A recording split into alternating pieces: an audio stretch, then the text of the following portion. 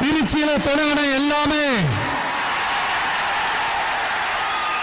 திருப்பு முனைய அமைன்னு சொல்லுவாங்க. அதுக்கு நிறைய எக்ஸாம்பிள்ஸ் இருக்கு.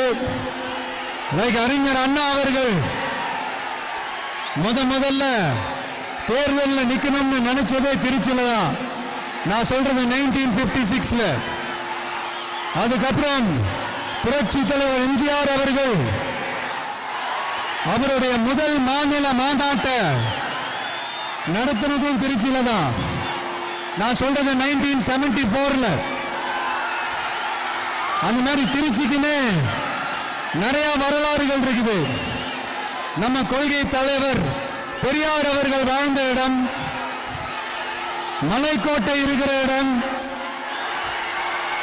கல்விக்கு பேர் போன இடம், மதச்சார்பின்மைக்கும் மத நல்லிணக்கத்திற்கும் பெயர் பெற்ற இடம், கொள்கை உள்ள மண் இது.